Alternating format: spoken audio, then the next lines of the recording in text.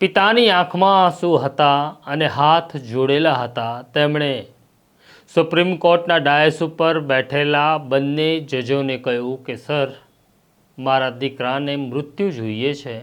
તમે મૃત્યુ આપો. અમે તેને રોજ મરતા જોઈ શકતા નથી.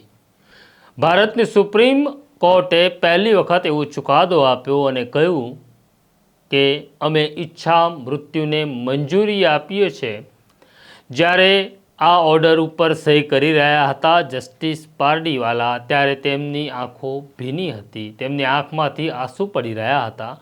આ ભારતની પહેલી ઘટના છે જ્યારે સુપ્રીમ કોર્ટે મૃત્યુને મંજૂરી આપી તેની વાત કરવી છે. વૈષ્ણવજન તો તેને કહીએ જે પીડ પરાઈ જાનાને રે. નમસ્કાર, નવજીવન ન્યૂઝમાં તમારું સ્વાગત છે અને હું છું તમારો પ્રશાંત દયાળ. કોઈ પણ પિતા માટે આ બહુ અઘરું હોય છે, મુશ્કેલ હોય છે, કઠિન હોય છે કે પોતાના સંતાનના મૃત્યુ માટે તે કાકલુદી કરતો હોય છે. તે પોતાનું સંતાન મૃત્યુ પામે અને છુટકારો મેળવે તેવું ઈચ્છે ત્યારે પિતાએ પોતાના હૃદય ઉપર પથ્થર મૂકી દેવો પડે. આવી સ્થિતિ ગાઝિયાબાદના હરીશ રાણાના પિતાની હતી.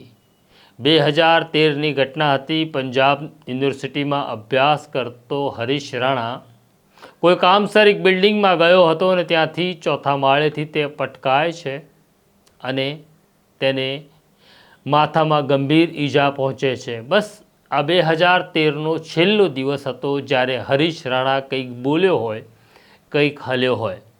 ઈજાગ્રસ્ત હરીશ રાણાને તાત્કાલિક તેનો પરિવાર નજીકની હોસ્પિટલમાં લઈ જાય છે.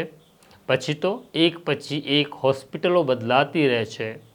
હરીશ આજે બોલશે, આજે ચાલશે એવી રાહમાં માતા પિતા તેની સેવા કરી રહ્યા હતા અને સ્થિતિ એવી નિર્માણ થઈ કે હોસ્પિટલનું બિલ ચડતું ગયું. પણ ન તો હરીશ રાણા હલી શક્યો, ન તો બોલી શક્યો. ડૉક્ટરોએ હાથ ઉપર કરી દીધા હતા, પરંતુ માતા પિતાને લાગી રહ્યું હતું કે અમારી પ્રાર્થના કોઈ ચમત્કાર કરશે અને અમારો દીકરો ફરી બોલતો થશે.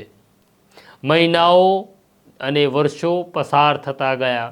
હરીશ રાણાની સારવાર માટે પિતાએ પોતાની પાસે રહેલું 3 માળનું મકાન પણ વેચી નાખ્યું કે કદાચ મારો દીકરો ફરી બોલતો થાય તો મકાન ફરી ખરીદીશું, ફરી એક મકાન બાંધીશું.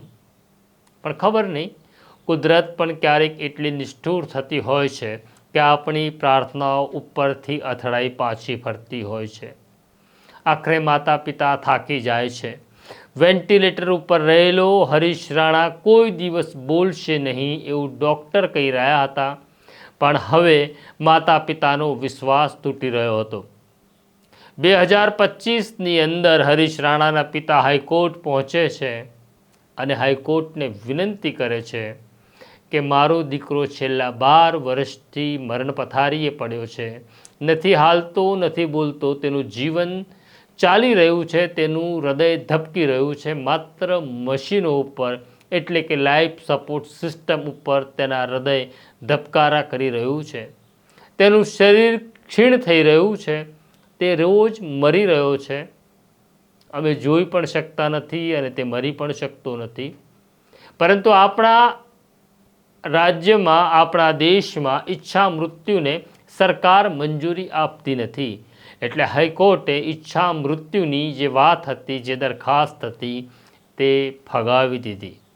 આખરે થાકેલા પિતા ભારતની સર્વોચ્ચ અદાલતમાં પહોંચે છે અને સુપ્રીમ કોર્ટને વિનંતી કરે છે કે સર, મારા દીકરાને હવે તમે મરવાની મંજૂરી આપો, કારણ કે તેની સ્થિતિ બગડી રહી છે.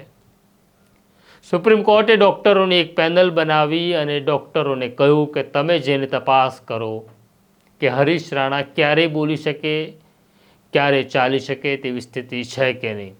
ડૉક્ટરોની ટીમ ત્યાં જાય છે, તપાસ કરે છે અને સુપ્રીમ કોર્ટને એક રિપોર્ટ આપે છે કે હરીશ રાણાની તબિયતમાં સુધારો થાય તેવા કોઈ આસાર મેડિકલ ટર્મિનોલોજીમાં મળી રહ્યા નથી.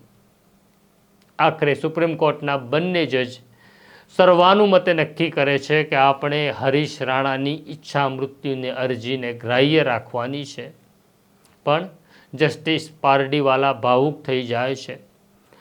આ ઓર્ડર ઉપર સહી કરતા પહેલાં તે હરીશ રાણાના માતા પિતાને રૂબરૂ મળે છે, ત્યારે પણ તેમની આંખ ભીની હતી. જસ્ટિસ પારડીવાલાને સમજાઈ રહ્યું હતું કે અમારા દીકરાને મરવા દો એવું કહેતી વખતે આ માની કે આ બાપની શું હાલત થઈ હશે. અને જસ્ટિસ પારડીવાલા રડતી આંખે ઈચ્છા મૃત્યુના આદેશ ઉપર મંજૂરીની મહોર મારે છે અને ડૉક્ટરોને કહે છે કે મૃત્યુની ગરિમા જળવાય તે રીતના હરીશ રાણાના શરીર ઉપર રહેલી વિવિધ લાઈફ સપોર્ટ સિસ્ટમ હટાવી લેવામાં આવે, કારણ કે તે જે જીવે છે તે તેનો મૌલિક અધિકાર છે, પણ તેનું પણ હનન થઈ રહ્યું છે. માત્ર મશીન તેને જીવાડી રહ્યા છે. આ સ્થિતિ ક્યારેય યોગ્ય નથી. આમ આ પહેલો બનાવ છે જ્યારે ભારતની સર્વોચ્ચ અદાલતે ઈચ્છા મૃત્યુને મંજૂરી આપી. સમજાય છે આ પિતાની સ્થિતિ અને સમજાય છે જસ્ટિસ પારડીવાલાની સ્થિતિ કે કેટલા કષ્ટ અને કેટલી વ્યથા સાથે તેમણે આ નિર્ણય લીધો હશે. તમને શું લાગે છે આ વિશે તમે જરૂરથી કોમેન્ટ બોક્સમાં લખજો. આપણી આસપાસ આ પ્રકારે અનેક લોકો જીવે છે, તેમનું હૃદય ધબકે છે, પણ તેમની પાસે જીવન નથી. પરિવાર તેમના માટે આશા રાખીને બેઠો છે કે તે એક દિવસ બોલશે. તેમના માટે પ્રાર્થના અને દુઆઓ થાય છે, પણ મને ખબર છે આવી પ્રાર્થના અને દુઆઓ અનેક વખત નિષ્ફળ નીવડે છે. તો અત્યારે હું રજા લઉં છું. મારા સાથી સાથે આવીશ બીજા વિષયની વાત કરવા. નમસ્કાર.